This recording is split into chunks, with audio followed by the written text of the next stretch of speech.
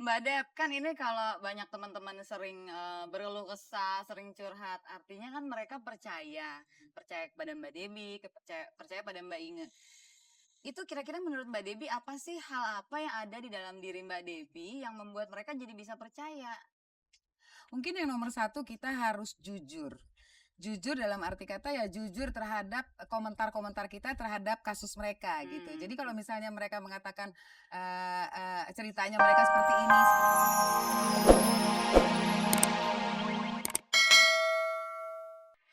Pemirsa, seorang perempuan muda sedang berkeluh kesah kepada temannya. Dia berkeluh kesah tentang kehidupan dengan pasangannya. Dulu, waktu saya pacaran, itu kalau saya ngomong, pasti pasangan saya ngedengerin. Begitu keluhnya.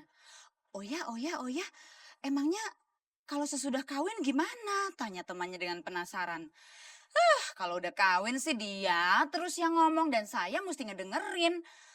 Oh gitu ya, kata temannya lagi. Terus emangnya kalau sekarang gimana? Kalau sekarang kami berdua selalu sama-sama pengen ngomong dan para tetangga yang mendengarkan omongan kami. Selamat malam pemirsa, apa kabar? Sudah hampir 2 minggu dari sejak tayangan terakhir Angin Malam dan saya berharap kalau pemirsa sekalian masih menantikan acara ini karena kami di sini juga selalu bekerja dengan semaksimal mungkin agar bisa menghadirkan acara yang penuh informasi, edukasi sekaligus syarat dengan hiburan. Jangan kemana-mana, dari lantai 6 Hotel Indonesia Jakarta, Peggy Melati Sukma akan menemani Anda selama 1 jam penuh untuk menikmati sejuknya hembusan angin malam.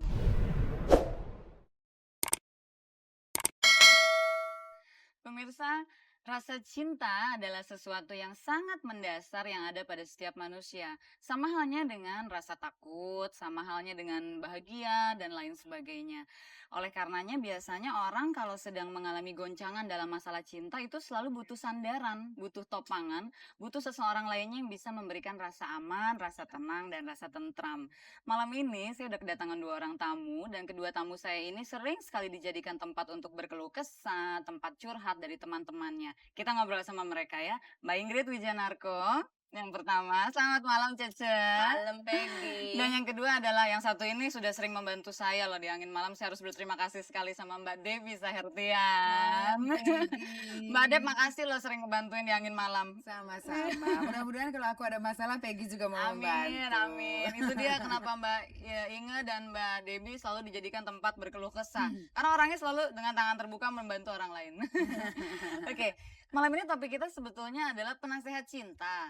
Sebelum masuk ke dalam topik itu, saya tuh pengen tahu Mbak Inge, ingat nggak sih dulu tuh awalnya gimana sampai Mbak Inge kok jadi tempat curhatnya teman-teman dan itu kontinu terus terjadi sampai hari ini? Mulanya tuh gimana sih? Saya nggak tahu ya, tapi mungkin saya kebetulan dari keluarga besar. Saya 9 bersaudara. Dan kebetulan saya satu-satunya yang belum menikah. Anak paling tua nggak? Di Tidak, tengah-tengah saya ya? nomor 4 Oh ya, tengah oke. gitu ya. Bayangkan ya, udah kesusul 8 lap. Nah, tapi oleh karena itulah mungkin saya mempunyai kesempatan yang lebih untuk melihat romantika kehidupan pasangan saudara-saudara saya ini. Kebetulan lagi saya dianugerahi banyak temen yang udah punya pacar sama juga udah punya pasangan gitu. Kebetulan sayalah satu-satunya yang belum punya pacar dan belum punya pasangan gitu. Nah, tapi karena saya melihat banyak romantika di kiri kanan saya ya mungkin itu sebabnya saya bisa, "Loh, si Anu begini begini begini." Nah, kurang lebih kayak gitu Akhirnya kali. dijadikanlah tempat untuk berkeluh kesah. Tapi Mhm. sebetulnya kan topik kita malam ini penasehat cinta. Sebetulnya Mhm. nih kalau ke Mbak Debbie sama ke Mbak Inge, apa betul-betul melulu yang dicurhatin sama teman-teman tuh masalah cinta aja dengan pasangan begitu nggak sih?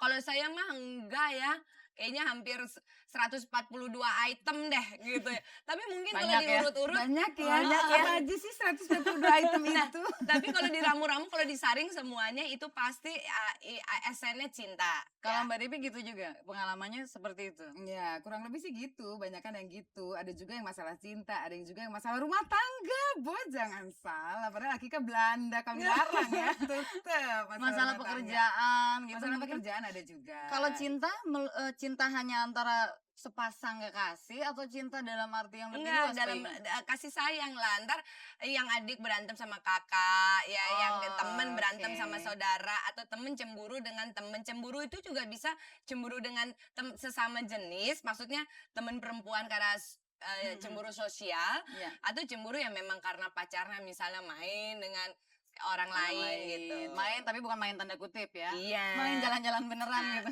iya. Oke, Mbak Dep, kan ini kalau banyak teman-teman sering berkeluh kesah, sering curhat, artinya kan mereka percaya kepada Mbak Debi, percaya pada Mbak Inge.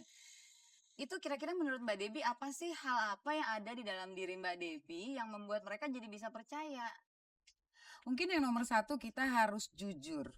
Jujur dalam arti kata ya jujur terhadap komentar-komentar kita terhadap kasus mereka gitu. Jadi kalau misalnya mereka mengatakan ceritanya mereka seperti ini, kita harus bilang kalau memang mereka salah, kita harus bilang mereka salah. Oh, Kita oke. harus jujur gitu. Dan kalau mereka misalnya betul, kita juga harus bilang betul. Saya habis gitu. ini mau curhat ya. Langsung loh. Cuma kadang-kadang si orang yang curhat ini kadang-kadang suka nggak mau terima karena dianggapnya kan kita teman, jadi maunya kita harus memihak dia. Kepada dia gitu. Nah, cara memihak kita sebetulnya ya itu tadi. Jangan juga kita selalu bilang enggak kok kamu bener kok gini. Padahal kita menjerumuskan dia kan sebetulnya. Gitu. Mungkin itu kiat-kiatnya supaya orang bisa percaya dan respect sama kita seperti itu kali. Kalau Mbak Inga mungkin ada tambahan lain selain jujur terus bisa melihat masalah sesuai dengan porsinya tuh apa lagi ya? Kadang-kadang justru ya selain yang tadi Debbie bilang, tapi justru kadang-kadang diem. Karena diam, maksudnya begini, diam itu karena kita bisa menetralkan diri kita gitu loh. Jadi kita tidak berpihak kepada Peggy ataupun saya berpihak kepada Debbie gitu. Justru kan harus diam gitu. Sampai pada suatu saat ini yang berdua misalnya Cece belum ngomong gitu, tanya sama Cece gitu. Justru karena awalnya malah saya diem. Oke, nah sekarang gini Mbak Debbie, kalau orang lagi punya masalah nih, misalkan dalam hal cinta atau apapun juga lah, kan pasti secara emosional dia lagi labil gitu ya, lagi terganggu. Itu gimana tuh Mbak Debbie bisa punya keyakinan, percaya diri bahwa ya udah deh gue kasih nasihat kayak gini nih gitu. Sementara kalau itu salah kan mungkin efeknya jadi nggak baik buat orang Betul. tersebut. Makanya kita lihat dulu kondisi dia tuh lagi seperti apa. Kalau dia memang lagi betul-betul gunjang-ganjing ya kita lebih baik sebagai pendengar yang baik dulu, a good listener dulu. Karena mungkin aja di saat seperti itu dia bukan butuh nasihat, dia cuma butuh seseorang Iya, untuk mendengarkan bersandar unek-uneknya gitu ya. dia Iya, itu, iya. gitu. Jadi untuk saat itu biarin aja dulu begitu, dia ngomong terus gitu. Tapi jangan-jangan karena sering dapat curhatan dari kanan kiri, akhirnya kondisi mood, pikiran dan lain sebagainya jadi ikut terganggu lagi. Ntar ritme hidup Mbak Debbie sama Mbak Inge malah jadi ikut gonjang-ganjing gitu nggak? Oh gitu ya, kujemu Tinta lah Bo, karena gini, kalau buat aku ya prinsipnya gini, teman yang baik itu adalah teman yang mau mendengarkan, teman yang mau juga didengarkan gitu. Jadi kalau kayaknya porsinya seseorang ini udah lebih banget, kadang-kadang kita ngingetin, jangan salah loh, gue juga punya masalah deh. Oke. Denger juga deh masalah gue. Jadi harus gitu. sharing, berbagi gitu Iya ya. dong, Oke berbagi. Mbak Inge, Mbak Debbie, ntar kita terusin lagi ngobrolnya. Pasti masih banyak hal yang bisa kita dapat nih dari Mbak Inge sama Mbak Debbie. Tapi pemirsa jangan kemana-mana karena malam ini kalau kita di sini punya dua orang penasihat cinta, yang satu ini istrinya dari seorang penasihat hukum. Dia akan nyanyi untuk Anda, Nia Paramita.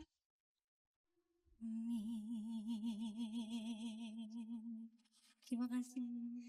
Nia Paramita, aduh seneng banget deh malam ini Nia bisa nyanyi. Waktu itu kan kita cuma ngobrol ya, suaranya masih dahsyat. Oh gitu ya Ci. Nia, kalau Mas Gusti itu kan pengacara ya, berarti kan sering memberikan nasihat hukum kepada kliennya. Iya. Kalau sama istri sendiri, nasihat apa sih yang sering dikasih?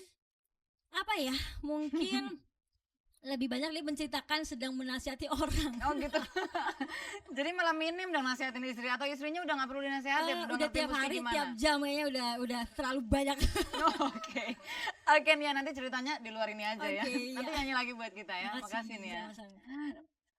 Kembali pada Ibu Inge dan Ibu Debbie. Oke, kepada topik kita lagi nih malam ini. Mbak, kan tadi sering nerima curhatan orang-orang. Tapi katanya tidak terlalu terganggu kan secara emosional. Tapi kok sampai hari ini belum juga melepaskan masa lajangnya. Ada hubungannya nggak antara hidup bersama teman-teman, kepuasan dan kebahagiaan hidup bersama teman-teman dengan malas melepas masa lajang. Mohon maaf nih. Sebelum Mbak Peggy bertanya, saya sudah Males maaf. deh, Mbak Peggy. Mbak Peggy. Gimana tuh Mbak Inge? Mbak Debbie mungkin yang Oke, lebih Mbak senior, Debbie. senior saya. Maksudnya apa? Enggak Ada kawin-kawin. hubungannya.